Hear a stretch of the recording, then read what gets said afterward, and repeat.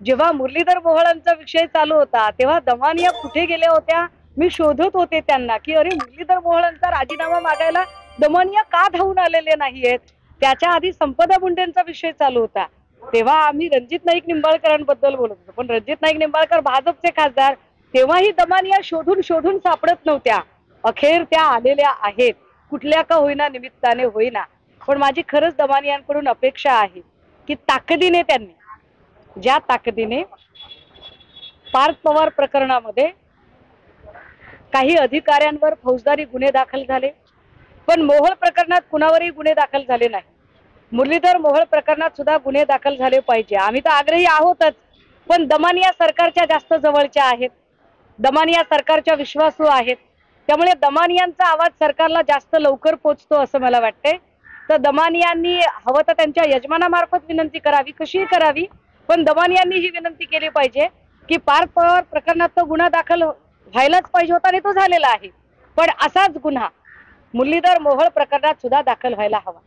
पार्थ पवार प्रकरणामध्ये काही अधिकाऱ्यांचं निलंबन झालेलं आहे, पण मुरलीधर मोहोळ प्रकरणातला चॅरिटी कमिशनर आणि इतर लोक जे आहेत त्यांच्यावरचा गुन्हा अजिबात दाखल झालेला नाहीये, तर तो सुद्धा गुन्हा दाखल होणं गरजेचं आहे.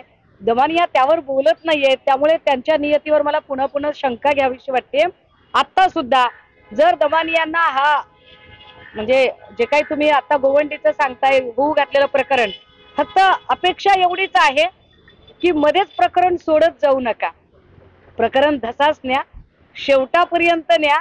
मध्ये काय होतं कळत नाही आणि अचानकच वाचा उद्याची बातमी उद्याच्या अंकात आणि उद्याचा अंकच निघत नाही दमानियांचा. आता तसं होता कामा नये एवढीच अपेक्षा असेल माझी. 10 लाखाची कंपनीची ऍसेट होती, कंपनीने लोन घेतलं, कंपनीने 300 कोटीचा व्यवहार केला, पण 300 कोटी दिले कोणी? कारण माझा या गोष्टीवर विश्वास आहे की वडील म्हणून दादांना काहीच माहित नाहीये त्याच्यातलं. दादा इनोसंट आहे, दादांना माहितीच नाही. बऱ्याच वडिलांना माहित नसतं आपली मुलं काय करतात ते, त्यामुळे त्यांना माहित नाहीये. पण जिल्ह्याच्या पालकमंत्र्यांना माहित नाही हे कसं शक्य आहे? कारण जिल्हा नियोजन समितीमध्ये निधी वाटपाच्या वेळेला आणि संपूर्ण नियोजनात पालकमंत्रीच बसलेले असतात. निश्चितपणे ही प्राईम लोकेशनची जागा डेव्हलप करताना इलेक्ट्रिसिटी असेल, वॉटर सप्लाय असेल, ट्रान्सपोर्ट असेल, रस्त्यांचं नियोजन असेल, या सगळ्यांच्यासाठी हा विषय निश्चितपणे जिल्हा नियोजनाकडे गेला असेल. त्यामुळे महसूलला माहित नाही कसं शक्य आहे?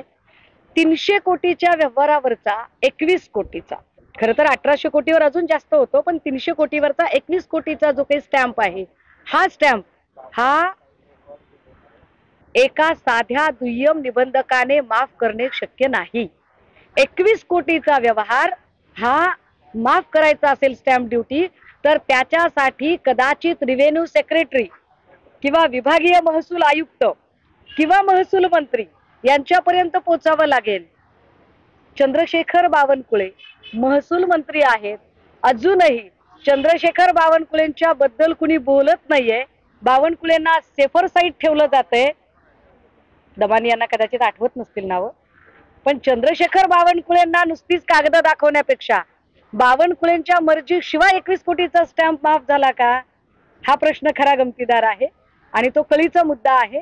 त्यामुळे चंद्रशेखर बावनकुळेंच्या सहित रिव्हेन्यूचे जे आयुक्त आहेत, ज्यांच्याकडे एका ठराविक मर्यादेच्या पलीकडची स्टॅम्प ड्युटी माफ करण्याची क्षमता किंवा तो अधिकार कक्षेत येणारा विषय आहे, त्यांच्या सुद्धा चौकशा लागल्या पाहिजे.